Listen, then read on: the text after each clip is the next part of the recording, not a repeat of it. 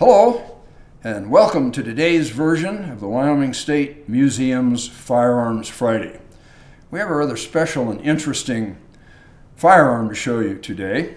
My name's Evan Green, and I'm a volunteer here at the museum. Two of my favorite things are history and guns, so I'm really blessed to have the opportunity to be assisting the staff with updating the inventory of the firearms in the museum's permanent collection. So what we have today is kind of a tricky one, and I'll explain that. Our first indication was that, wow, here's a concealed shotgun that could be hidden under your duster, brought into action really quickly. So, okay, was this a bank robber or a stagecoach guard? Who would have fabricated this interesting shotgun?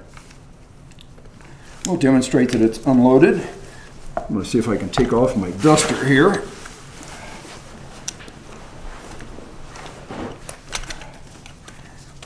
So what we have is basically a 12-gauge hammer shotgun.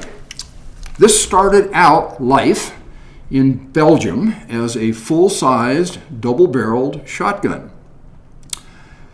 There were thousands of these imported into the United States between the mid-1880s and the start of World War I, when firearms imports were pretty much embargoed. We have a replica of a 1910 Sears and Roebuck catalog that shows these firearms being sold for somewhere between $7 and $10. Doesn't sound like much until you look it up and discover that the average hourly wage in 1910 was about 25 cents an hour. So basically you had to work 2.5 days to buy a latte at Starbucks. Oh, wait. Anyway, back to the shotgun.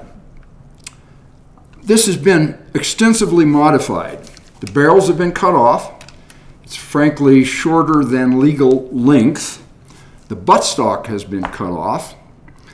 The stock itself has been very expertly repaired. If you can see, there are wooden pins holding patched pieces of wood onto the firearm.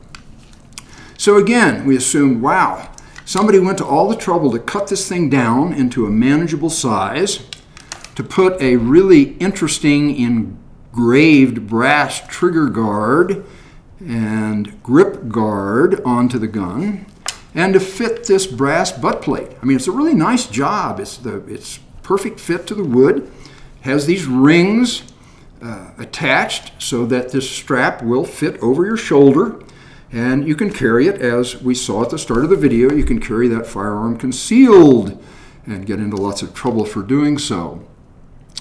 So we were speculating, wow, what's the story with this? Where did it come from? Who was using it? And then we got looking closer and went, wait a minute.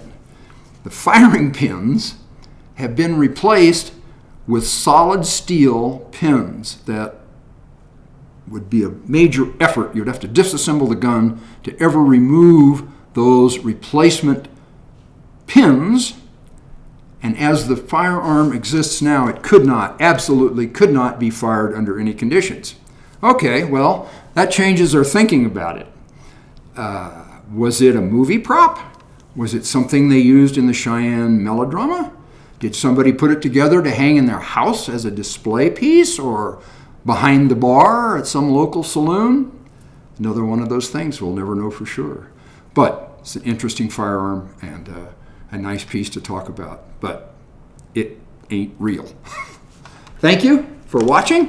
If you have any comments, suggestions, input, things you'd like to see us talk about, please get those into the comments section below, or stop by the museum and talk to us about it in person.